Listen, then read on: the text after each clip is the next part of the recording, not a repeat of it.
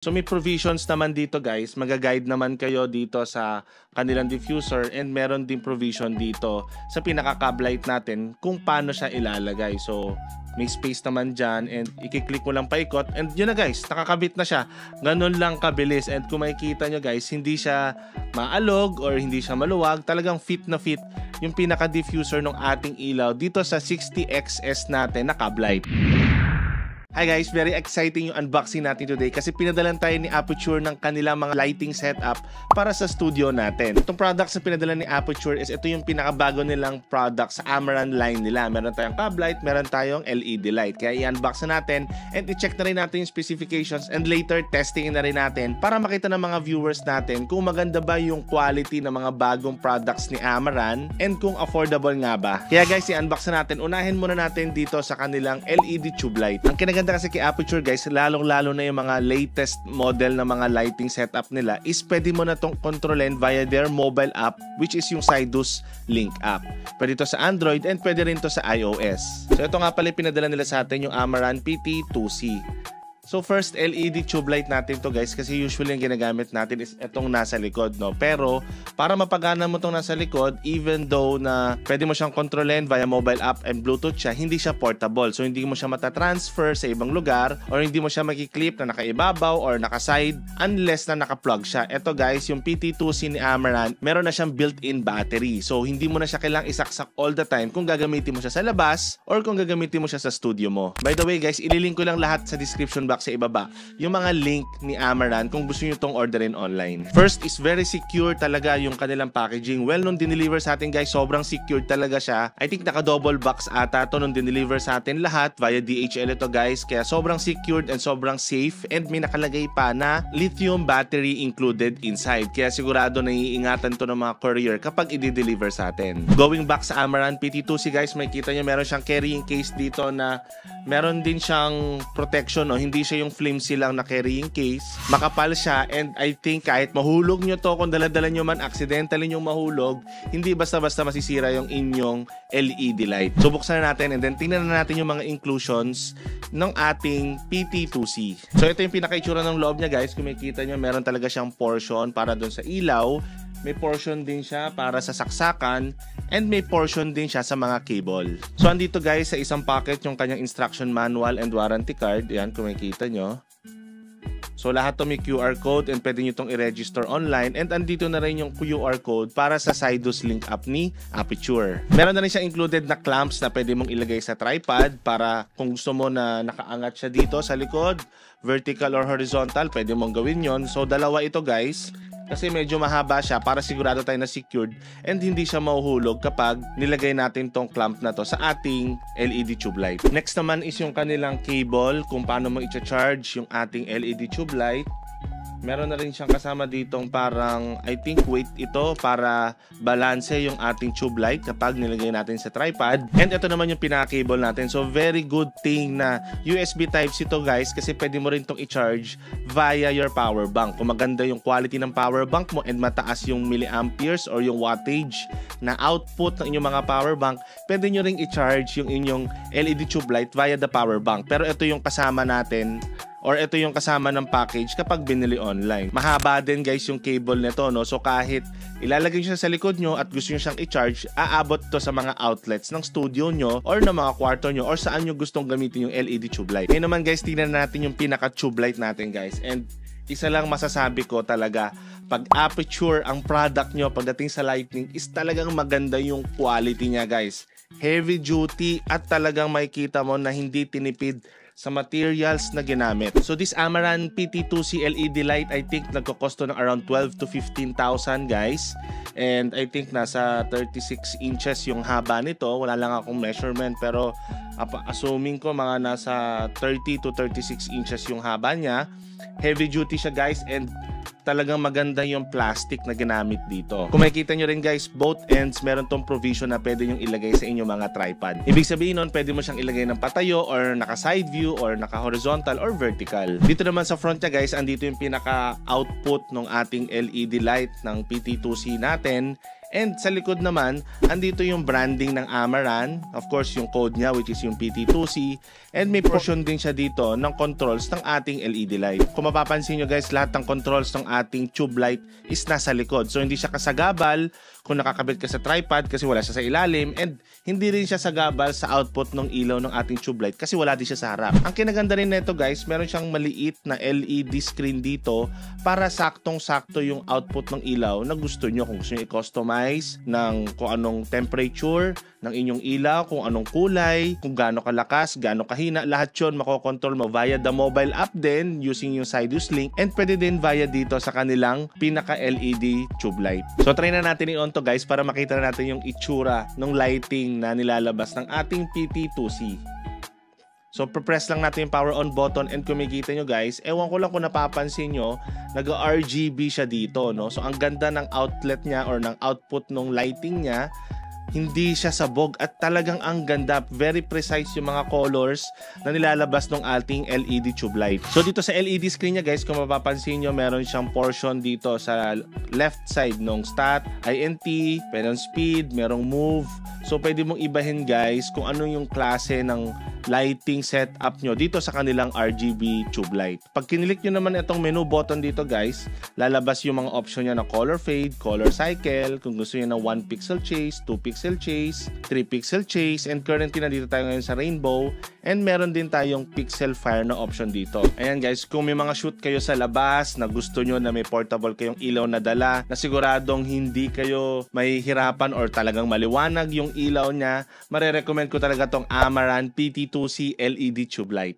Next product naman tayo ni Amaran. I think itong product na to is an accessory para sa mga cub light ni Amaran. I think guys, itong accessory na to na para sa cub light is a must, or talagang kailangan nyo to every time nagagamit kayo ng cub light kasi mas magiging maganda yung output ng mga ilaw sa mga mukha natin or sa mga bagay na isushoot natin. So very important din guys ang mga diffuser pagdating sa cub light and sa kahit anong ilaw guys, para hindi nakadiretso yung buga ng ilaw sa mukha natin and medyo soft siyang tignan at saka hindi siya masyadong nagre-reflect pagdating sa camera.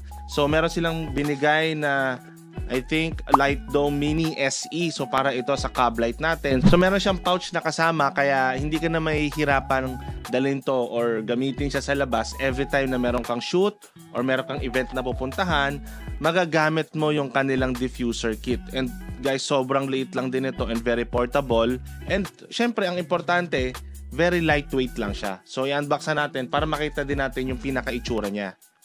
So kung mapapansin nyo guys, parang very portable na to, and hindi siya katulad ng mga before na product na iisa-isahin mo pa ikabit, and then kung tatanggalin mo, iisa-isahin mo pa tatanggalin. Napakahirap nun guys, lalong-lalo na kung mag-isa ka lang na content creator or mag-isa ka lang sa team nyo na nagsushoot sa labas or sa studio. Eto guys, kung mapapansin nyo, buo na siya. Ayan, buo na siya guys. Hindi na kayo mahihirapang i-disassemble to or i-assemble every time na gagamitin nyo or ilalagay nyo sa inyong storage box. Okay, so try natin buksan, no, kung gaano kalaki. Okay. So i-clip lang natin to isa-isa guys. Ganito. Yan. Iipit lang natin siya na ganyan para bumuka siya. And para magamit na rin natin. Maganda yung materials niya guys. Hindi kayo matatakot na i-bend-bend to dahil talagang quality yung ginagamit na material ni Amaran pagdating sa kanilang studio lights. So ito yung pinaka-itsura niya guys. Kung makita nyo, hindi siya ganun kalaki katulad nung ginagamit natin dito. Parang kalahati lang yung size niya. And maganda to guys as your key light. Kung meron ka ng main light na ginagamit, maganda to as key light. Syempre mas maganda, mas maraming ilaw, mas maganda yung magiging reflection nyo sa camera. Pero syempre, kailangan kontrolin mo din yung brightness, and very important na magandang quality din yung diffuser na ginagamit nyo. So para sa akin, itong Amaran na diffuser na to is 10 out of 10. And sigurado ako na saktong-sakto to sa cub light na i-unbox natin later. Last na i-unbox natin is yung star of the show, which is yung Amaran 60XS. So bagong labas ng Amaran to guys. More or less, I think nasa 10 to 15,000 yung price nito. Depende kasi maraming klase itong Amaran 60X nila, no? So itong napunta sa atin is yung pinaka-S version nila or yung 60XS version nila na pwede mo kontrolin yung temperature ng yung ilaw from 2,700 Kelvin up to 6,500 Kelvin. So again guys, ang kinaganda nitong Amaran 60XS na to is pwede mo tong kontrolin gamit-gamit yung kanilang mobile app, which is yung Sidus Link app. So pwede mo tong kontrolin sabay, kasabay yung tube light. Pwede mo din kontrolin yung temperature nito, kung gaano kataas, gaano kahina, gaano kalakas. So lahat yun guys, pwede sa mobile app and pwede din naman mismo dito sa cab light natin. So i-unbox na natin itong 60XS and ma-check na rin natin kung ano yung mga inclusions kapag binili natin online. So kung makikita nyo guys, meron siya kasamang hard, I think styro storage box para sa ating ilaw. Kaya again, good job Amaran, kasi magagamit to lalong-lalo na kung mga on-the-go content creators kayo at nasa labas kayo most of the time. Hindi kayo mahihirapan or matatakot na bigla nyo mabitawan or bigla nyo mahulog kasi very protected at makapal ito guys, hindi ito yung manipis lang na styrofoam storage. May Amaran logo lang dito sa harapan. Alright, so kung makikita nyo guys, napakaliit lang nung kanilang cab light, no? Very portable talaga to guys, and kompleto na rin siya kapag in-order nyo online. So meron na siyang kasamang I think cove light yung tawag nila sa ganito, pero syempre mas maganda kung yun yung gagamitin natin, yung ating diffuser. Ayan guys, nakikita nyo yung difference, diba?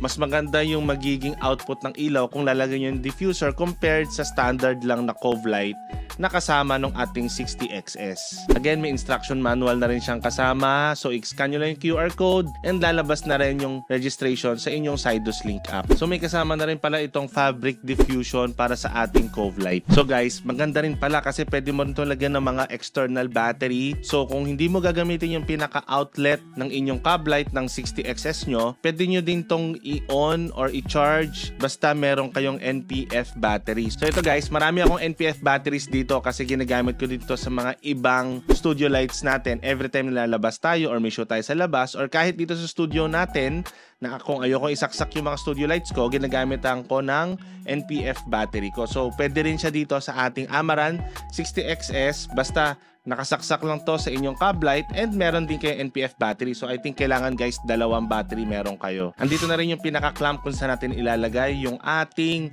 cab light and then papunta sa ating light stand or sa ating tripod, and may logo lang ng Aputure dito sa harapan. And then yung kanilang cable or yung DC out cable nila is mahaba and heavy duty talaga siya guys. So magandang klase. Again, si Aputure talagang trademark niya na yung heavy duty nila ng mga accessories kapag bibili kayo ng any item from them. And then ito naman yung pinaka power brick nila, no. So medyo malaki siya, pero syempre given yun kasi cab light yung ipapower nitong kanilang power adapter. Pero hindi naman siya ganoon kabigat and hindi rin naman siya ganoon kalaki compared sa mga ibang cab light na meron ako dito. And then ito na guys yung pinaka Amaran 60XS natin na cab light. Kung makikita nyo guys, very compact lang siya. Halos isang dangkal ko lang to. Compared sa ginagamit ko na ibang brand na cab light guys, talagang malaki siya. Ganito siya kalaki. And medyo maingay siya kasi meron siyang fan. Pero ito, sobrang liit lang nito guys. Very portable, as in guaranteed 100%. And later tetestingin natin kung gaano kalakas yung ilaw nito kapag finire out natin dito sa studio natin. So sa harap guys, meron siya ditong cover na para matanggal mo to, hindi mo siya may ikot basta-basta. Kailangan mo munang i-press yung lever or yung lever down, tsaka mo iikot, and then tsaka mo siya matatanggal. So very safe yung kanilang cab light kung gagamitin nyo pag travel sa labas kasi hindi basta-basta mahuhulog yung pinaka-cover ng kanyang cab light. So ito yung pinaka-ilaw niya guys, kung mapapansin nyo, maganda yung pagkakabuild dito, made out of metal and plastic siya, kaya maganda yung quality. Kung makikita nyo naman guys, dito sa part na to sa gilid is andito may Amaran 60XS logo siya and may LED screen siya. So later papakita natin to kapag ino na natin. Sa ilalim naman makikita nyo meron siyang provision for tripod and yung pinaka-specs ng ating Amaran 60XS. And then syempre sa likod may control button na color red dito na naiikot yan, yung DC in niya na 12 volts and yung kanyang power on off button. So testingin na natin guys, ilagay ito sa ating diffuser para makita natin yung pinaka-itsura niya kung gaano siya kalaki. So may provisions naman dito guys, magaguide naman kayo dito sa kanilang diffuser and meron din provision dito sa pinaka-cab light natin kung paano siya ilalagay. So may space naman dyan, and i-click mo lang paikot, and yun na guys, nakakabit na siya. Ganun lang kabilis, and kung makikita nyo guys, hindi siya maalog or hindi siya maluwag, talagang fit na fit yung pinaka-diffuser ng ating ilaw dito sa 60XS natin na Cublight. Itong 60 watts is more than enough na. Kung hindi naman ganun kalakihan yung studio mo, na kung ganito lang kaliit, isang key light lang pwede na guys. Ilalagay lang natin yung ating power cable sa kanyang power brick. And then testing na natin. So isaksak na natin guys. Tingnan na natin kung gaano kalinaw yung ating 60XS by Amaran. So kung mapapansin nyo guys, yung pinaka-lock ng ating DC out to Amaran 60XS is meron pa siyang lock dito para secured siya, and hindi siya basta-basta masisira or hindi siya basta-basta mahahatak at accidentally mag-off kung gagamitin nyo or nasa kalagitnaan kayo ng shoot nyo. So i-on na natin guys. Ayan, so at 40% tayo, hindi nyo masyado mapapansin yung pinaka-ilaw kasi may ilaw tayo dito sa studio lights natin, pero ganito yung liwanag niya guys. At 40% ganito yung ilaw niya. So kung mapapansin nyo, andito na rin yung LED niya sa gilid, gumagana na nung inon natin. So etong red knob dito sa likod guys, kapag ginalaw-galaw mo to, mag-a-adjust yung pinaka-brightness ng ating Cublight. So guys, yan yung pinaka-unboxing ng ating Amaran products dito sa channel natin. I hope nagustuhan nyo yung mga products na pinadala ni Amaran, and at the same time, makonvince din kayo bumili online kasi talaga magagamit nyo to for a long period of time, and it's a good investment, lalo-lalo na kung content creator ka, dahil yung isang bayaran mo ng kanilang mga studio lights is matagal mo na talagang magagamit. Again, a big thank you to Aputure for sending all these Amaran products dito sa channel natin para ma-review natin sa mga subscribers natin. Guys, lahat ng ni-review natin, ilalagay ko lang yung link sa description box para ma-direct kayo sa website or sa link ni Amaran kung gusto nyo itong orderin online. Guys, thank you so much for watching, and see you on the next tech unboxing.